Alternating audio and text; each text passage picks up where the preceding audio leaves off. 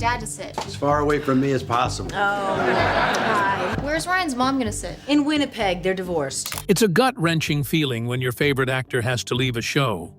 And for viewers of the series, Last Man Standing, the feeling of watching the main cast slip away was indescribable. Although the show had become popular, raking in tons of views every Friday night, this just wasn't enough to keep some actors. It was unbelievable, and fans were stunned. You guys count me twice because I eat both drumsticks. I'm terrible with numbers. Says the girl who's in charge of payroll at the grill. How could some of the best actors in one of America's favorite sitcoms just leave? Why were they being replaced? Was it a result of creative differences? Or did the actors simply choose to leave the show? Let's find out the real reason why these actors left Last Man Standing. The creation and evolution of the show. When Last Man Standing first premiered on ABC in October 2011, it came with a familiar face at the helm, Tim Allen, best known for his role as Tim the Toolman Taylor in the iconic 90s sitcom Home Improvement. In many ways, Last Man Standing felt almost like a spiritual successor. Here, Tim once again took up the role of a conservative, rugged everyman navigating life in a house full of women. But while Home Improvement centered on raising boys, this new show flipped the formula, placing Tim in the role of Mike Baxter, a father of 3 daughters, one of whom is already a single mom. The show was created by Jack Burdett, a writer with a strong sitcom pedigree that includes 30 Rock and Frasier. From the get-go, Last Man Standing combined humor with social commentary, leaning into debates around gender roles, generational shifts, and politics.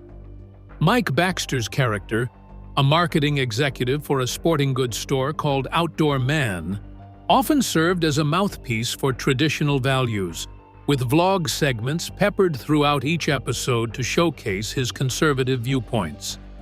It wasn't exactly a new concept, but it was fresh. The script was great, and the actors were just as wonderful. Upon its release, the show received mixed critical reception, but as more and more people tuned in every Friday night to watch the family's shenanigans, the show soon found a loyal audience. Viewers were quick to share that they appreciated its mix of family humor and topical issues. And truly, they did, because the show's ratings held steady across its early seasons. At this point, everything was sailing just fine. The lesser-known actors were rising to fame, the show was good, and people loved it. But as soon as 2017 rolled around, everything changed. By this time, the show had already racked up an impressive 6 seasons. But even this wasn't enough for ABC to make the very controversial decision to cancel the show. Actors and viewers were equally surprised. In fact, the decision even sparked outrage from fans who believed the cancellation was politically motivated, given the show's right-leaning themes and Tim's vocal conservatism. However, ABC was quick to deny those claims, citing scheduling and programming strategy as the reasons. But even though many thought that was the end of the road, it wasn't, because after a year off the air, Fox picked up Last Man Standing for a surprise revival in 2018. The network recognized the show's loyal fan base and the opportunity to draw in viewers looking for something different from the usual sitcom fare. And they were right. When Season 7 premiered on Fox, it became one of the network's highest-rated comedies, proving that the audience had never left.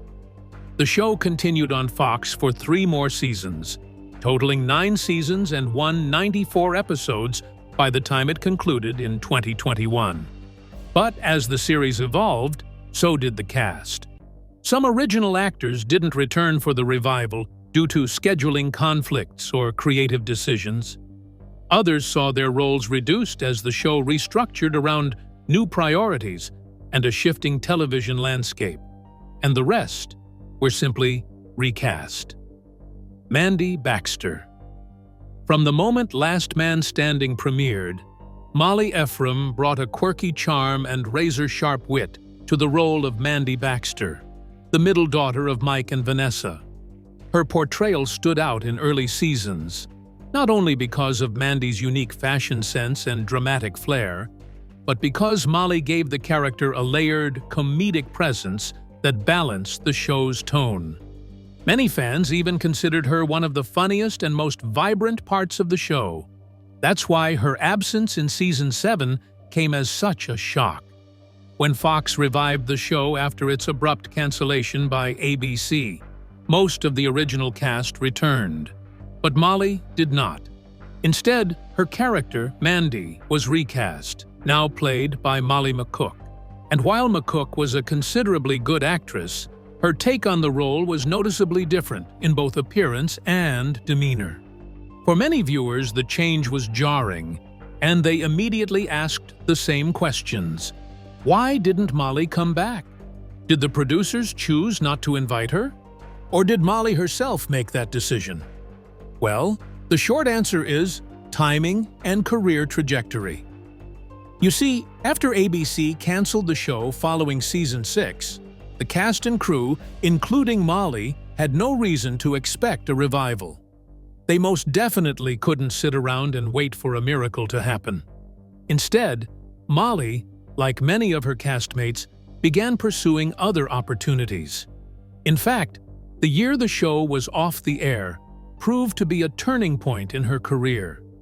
She landed recurring roles in high-profile series like HBO's Perry Mason and Amazon's The Marvelous Mrs. Maisel. Her schedule filled up pretty quickly, and when Fox announced the show's return, no matter how hard she tried, she just couldn't free up time for it. Contrary to what many believed at the time, the production team had actually reached out to Molly. However, she was already committed to several other projects and could not return full-time. As Last Man Standing showrunner Kevin Abbott explained in interviews, they considered writing Mandy out or explaining her absence in some way. But her character was too important to kick off. Ultimately, they decided to recast the role rather than leave a permanent gap in the Baxter family dynamic. It wasn't a terrible decision considering the production team's hands were tied, but let's just say this decision didn't go over well with everyone. Fans of the show were vocal about the recasting from day one, with many even taking to social media to express confusion and disappointment. While some were open to the change, others found it hard to accept a new actress in a role that Molly had made her own for 6 seasons. To make things more complicated, the new Mandy, played by McCook, looked and acted significantly different than her predecessor, leading to a sense of disconnection for longtime viewers. But the show's writers had no choice but to lean into this reaction. They even joked about it in early episodes of the revived season, with many characters on the show making tongue-in-cheek comments referencing how different Mandy looked. It was a subtle nod to the audience's feelings, kind of like an acknowledgement that yes, they knew this wasn't the same Mandy fans had grown to love. But nothing else could be done to change things. Still, as the season progressed, many viewers began to warm up to McCook's version of the character. She brought her own strengths to the role, emphasizing Mandy's optimism and endearing cluelessness in a way that was lighter, but still comedic. Over time, the new dynamic settled in, and Mandy's storylines evolved to include marriage to Kyle, pregnancy, and new levels of emotional maturity. But fans never forgot Molly Ephraim. Even in later seasons, viewers wondered whether Molly would return for a guest appearance or possibly reprise her role for the series finale. In 2021, as the show prepared to wrap up its 9th and final season, speculation intensified. Would the original Mandy Baxter come back for one last goodbye? Showrunner Kevin addressed these rumors publicly, confirming that there were discussions about bringing Molly back. But sadly, it didn't happen. He noted that while the cast and crew still had a lot of love and respect for Molly, Logistically and creatively, it was too complicated to bring her back at that stage. McCook had been playing Mandy for 3 full seasons by then, and the character had evolved significantly. Bringing Molly back, even for 1 episode, risked confusing the tone of the finale. But this wasn't the first time such an important character was recast. Way back in the first season, the showrunners made a choice that almost cost them everything. Kristen Baxter.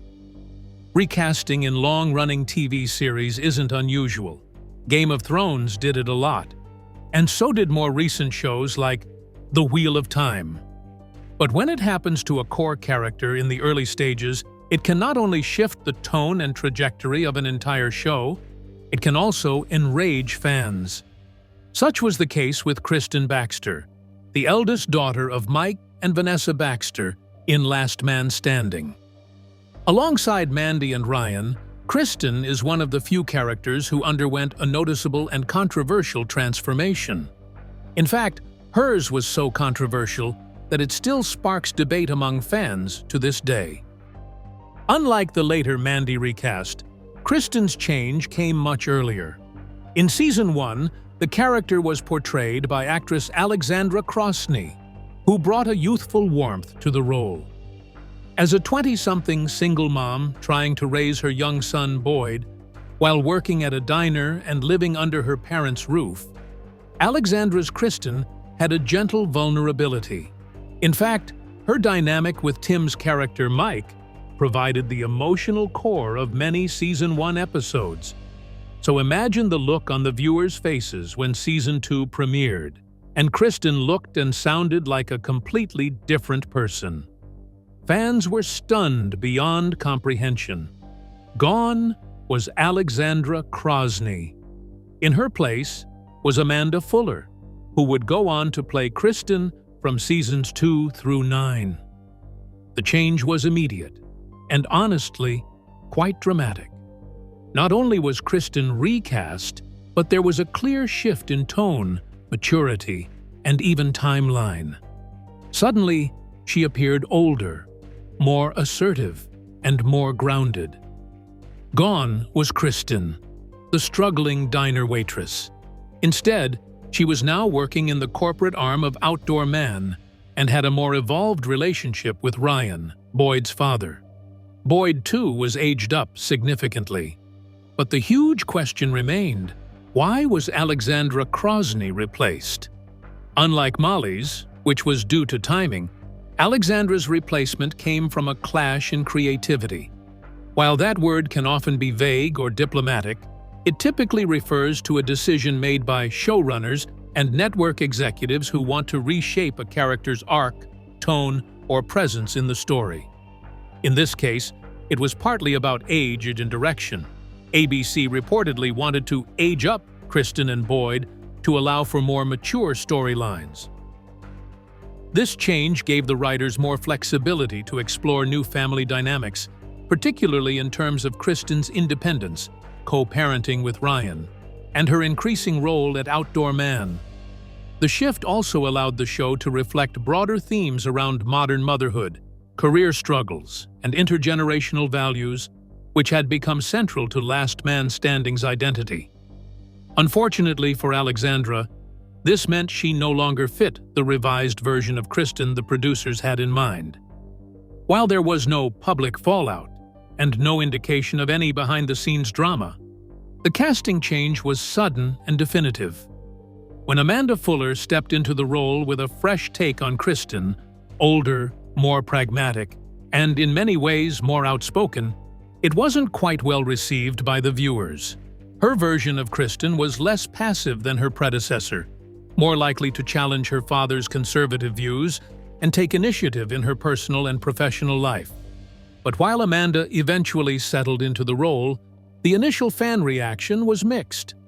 Some viewers struggled to reconcile the new Kristen with the one they'd followed through Season 1. Plus, since the show never directly addressed the change in actors, and the time jump was never formally explained within the story, it only made matters worse. This change even left some fans confused or feeling disconnected from the character. In a 2019 interview, Amanda herself acknowledged the backlash she and fellow recast actor McCook faced, saying, "You have to take it with a grain of salt and do your best, and hope they aren't too mean to you, which they can be. We live in a time of social media where everybody has a voice, and they're not afraid to use it. There's a lot of cyberbullying and whatnot. I've dealt with that a lot. I know Molly has too." Amanda's candidness was a reflection of the emotional toll that recasting can take on actors, especially when joining a show with an already passionate fan base. But still, she stayed committed to making Kristen her own, and over time, she succeeded. Over the course of the next 8 seasons, Amanda's version of Kristen became deeply embedded in the series. Her journey depicted the changing realities of working women and mothers. She eventually married Ryan, navigated the complexities of raising Boyd in a politically divided family, and climbed the ranks of Outdoor Man's corporate structure. Kristen's professional rise was also notable. She transitioned from being a working mom in a restaurant to a managerial figure in her father's business, often standing toe-to-toe with Mike. This arc not only allowed for greater conflict and growth, but also made Kristen one of the more developed characters in the show's later seasons. Amanda's performance soon received praise for its grounded realism, and her chemistry with Jordan Masterson, who played Ryan, added complexity to their co-parenting relationship. Over time, Kristen shifted from a symbol of youthful struggle to a portrait of adult resilience, and that evolution was largely thanks to Amanda's steady presence. As for Alexandra, she moved on to other roles in television and film. While her departure from Last Man Standing was not heavily publicized, it wasn't the first time she experienced a high-profile recast. In 2014, she was originally cast as Peyton Charles in Rob Thomas's series iZombie. However, the role was later recast before the show aired, with Ali McKelka ultimately stepping in. Despite those setbacks, Alexandra continued working in the industry, taking on guest spots in series like NCIS, Bones, and The Middle. Though she hasn't had a breakout role quite like Kristen since she remains a part of Last Man Standing's early DNA, and many longtime fans still remember her fondly. But we can't talk about Kristen's recasting without mentioning Ryan. Because not many might remember this, but way back in the 11th episode of Season 1, Ryan was played by a different actor. Ryan Vogelson. Among the many character evolutions on the show, perhaps none was as surprising or as significant as that of Ryan Vogelson, the often controversial partner and eventual husband of Kristen Baxter. His journey from an absentee father to a socially conscious family man gave the show one of its richest character arcs. But behind that transformation lies a story of recasting, fan reaction, and shifting creative direction that added new dimensions to Last Man Standing's narrative. Like Kristen and Mandy, Ryan was one of the show's few major characters to be portrayed by 2 different actors. Unlike most sitcoms, where character replacements are often downplayed or brushed aside, the show actually leaned into the recast in a way that enhanced Ryan's role and made his evolution more believable. Few fans remember that Ryan's first on-screen appearance came in Season 1, Episode 10, and that he was originally portrayed by Nick Jonas. Yes, that Nick Jonas, the pop star and member of the Jonas Brothers. In that brief cameo, Nick played a version of Ryan that aligned closely with the character's backstory at the time. A young, irresponsible ex-boyfriend who had abandoned Kristen and their son, Boyd. He was written as immature and somewhat cowardly, choosing to bail when things got tough rather than step up as a father or partner. At the time, Nick's casting kind of made sense. His youthful appearance and charm worked well for a one-off episode, especially considering the show was still finding its footing. But he surprisingly never returned to the role. By Season 2, the writers decided they wanted to bring Ryan back in a more consistent and eventually permanent capacity. However, Nick was unavailable to commit to the recurring role due to his busy music and acting schedule. The showrunners had to think quickly and on their feet. What could they possibly do to keep Ryan's character alive? They soon came up with the brilliant idea to replace Nick with actor Jordan Masterson, who would go on to portray Ryan through the rest of the series. Jordan's version of Ryan was older, more grounded, and visibly different from the Nick Jonas portrayal, not just physically, but in personality. While the Season 1 Ryan was immature and mostly absent, the new Ryan returned with a social conscience, progressive political views, and a desire to be involved in his son's life. This shift allowed the show to introduce a fresh kind of conflict: Ryan's liberal ideals versus Mike's conservative worldview. Rather than pretend the character hadn't changed, the show leaned into the evolution. Ryan became a frequent source of political and philosophical debate at the Baxter dinner table, often clashing with Mike, but also gradually earning his respect. In a way, Ryan's transformation kind of reflected the show's own pivot. Last Man Standing had begun as a more traditional family sitcom, but by Season 2, it was expanding into a multi-generational topical comedy that wasn't afraid to address politics, generational divides, and fatherhood. Bringing Ryan back as a fuller, more three-dimensional character allowed the writers to explore important themes: co-parenting, second chances, ideological differences, and personal growth. This way, it presented the recast as not just a logistical decision, but a part of a larger creative overhaul that also included the changes to Kristen and Boyd. According to showrunner Kevin, the decision to make Ryan a bigger part of the show was also about balancing viewpoints. In his words, Mike is a strong voice, but we never wanted the show to feel like it was preaching.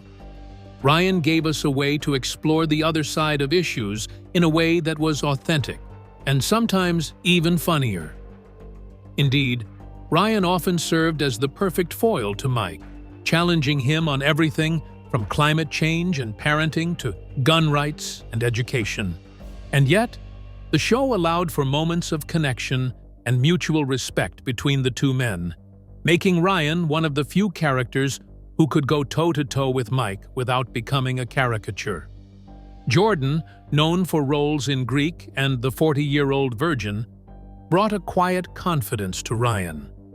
In interviews, he expressed appreciation for the way the character was written, not as a stereotype, but as a layered person with flaws, fears, and evolving beliefs.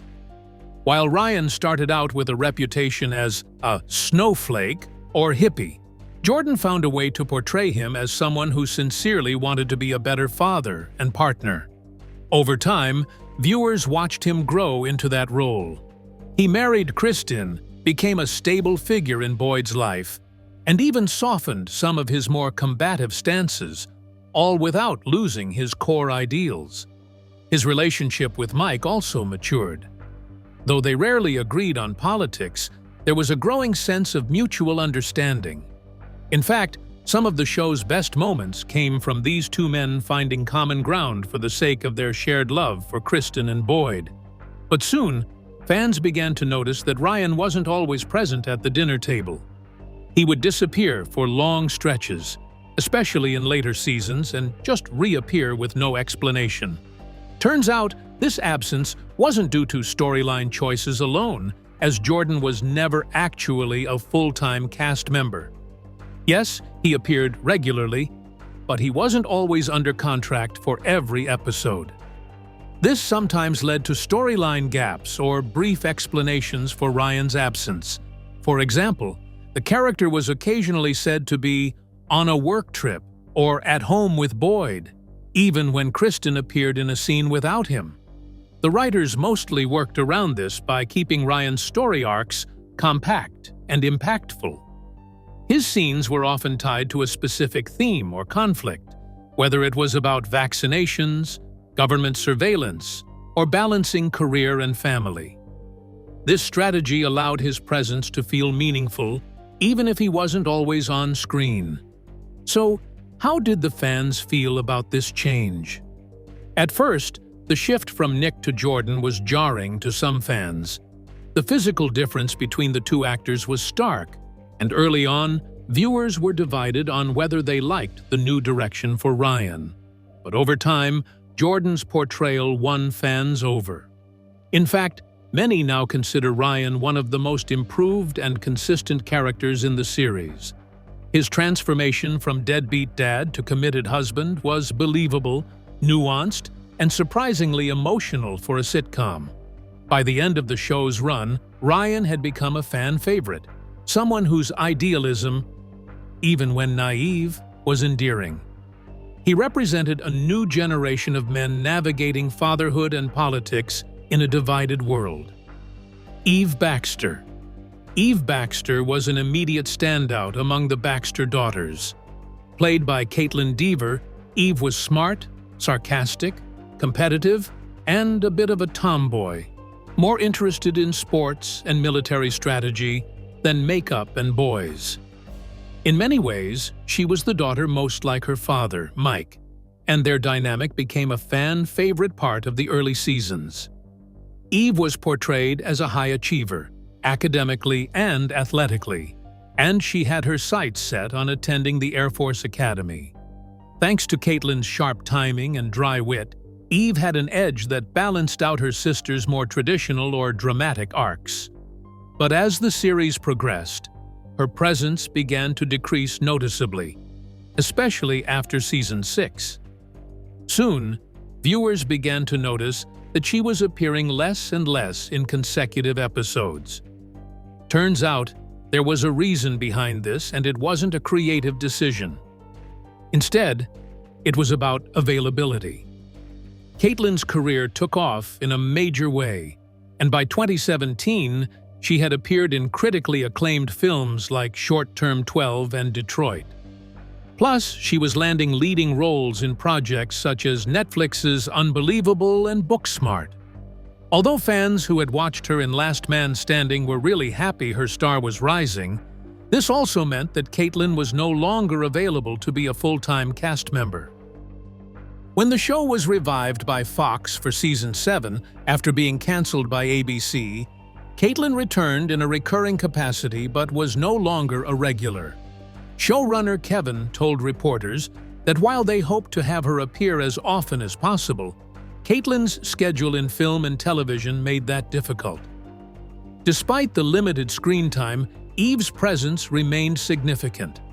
She returned for key family moments, weddings, holidays, and emotional scenes, and was still presented as someone Mike deeply admired and missed. Her occasional appearances kept the character alive in the show's world, and fans appreciated that the writers didn't replace or write her off, but simply acknowledged that she was off pursuing her goals. Then there was Boyd, the kid who everyone adored. Boyd Baxter. Boyd Baxter, the son of Kristen and Ryan, was one of the few child characters with a long-term role in the show, but he also underwent 2 major recasts that changed both his age and character focus. In Season 1, Boyd was played by twin toddlers Evan and Luke Crunchev, a common choice for sitcoms, especially with young children. At this stage, Boyd was more of a prop in adult storylines, usually held, fed, or mentioned in passing. However, when the show returned for Season 2, the character was aged up and recast with Flynn Morrison, who would portray Boyd for the next several seasons. The decision to age up Boyd was part of a broader retooling of the show. The writers wanted more storytelling flexibility with Kristen's character, allowing her to interact with her son in more meaningful ways. A slightly older Boyd could now talk, have opinions, and provide context for debates about parenting, education, and family values. Flynn's version of Boyd became a staple of the show. Although his scenes often revolved around conflicts between Mike and Ryan, especially about discipline, school curriculum, and moral lessons. Boyd's character reflected modern-day parenting debates, with Mike representing a more old-school, tough-love approach, and Ryan pushing for progressive ideals. However, when Last Man Standing moved to Fox for Season 7, Flynn did not return. Boyd was aged up again and was portrayed by Jet Jurgensmeyer, a teen actor known for his roles in Legends of the Hidden Temple and The Stinky and Dirty Show. Once again, the time jump helped refresh family dynamics. Interestingly, Boyd's presence diminished in the final seasons. Although still part of the family, his role was less central than it had been during Flynn's run. The writers acknowledged this shift, focusing more on adult storylines and letting Boyd take a back seat, much like other aging child characters in long-running sitcoms. Still, Boyd remained part of the show's fabric and growth. Finally, here's a character that was written out in the most unbelievable way. Carol Larabe. In the earlier seasons, Last Man Standing featured a trio of family friends who regularly interacted with the Baxters. Among them was Carol Larabe, the Baxters' neighbor, and the no-nonsense wife of Mike's best friend, Chuck. Carol was originally played by Erica Alexander, a beloved TV actress known for her iconic role as Maxine Shaw in Living Single. Carol was introduced as intelligent, strong-willed, and deeply funny, a perfect match for Chuck's dry humor and Mike's bombast. Erica brought energy and sharp comedic timing to the role, and fans appreciated the portrayal of a black woman as a grounded, respected member of the community. However, when the show returned on Fox for Season 7, Carol was noticeably gone. While Chuck remained a regular presence, the character of Carol was quietly written out. No formal announcement was made by the network, and Erica herself did not publicly address her departure. The show also offered little explanation, merely implying that Carol was away or off-screen. So, what was the reason behind this sudden change? Well, the real reason appears to be behind-the-scenes changes. When the show moved networks, there were casting shakeups and scheduling changes, and it's likely that Erica was unavailable or not brought back as part of the core reboot cast. Around the same time, she was involved in other major projects, including Get Out's follow-up series, The Inheritance, and guest appearances in shows like Black Lightning. Although fans missed Carol and frequently asked about her absence online, we never really got her back on screen. Her departure was a loss in terms of representation and humor, and many viewers wished for a clearer send-off or guest appearance to bring closure. Be honest, which one of these recasts just didn't sit right with you? Tell us in the comments. Thanks for watching. To enjoy more exciting videos, click play on the video on your screen. And don't forget to like, subscribe, and hit the bell so you get notified when a new video drops.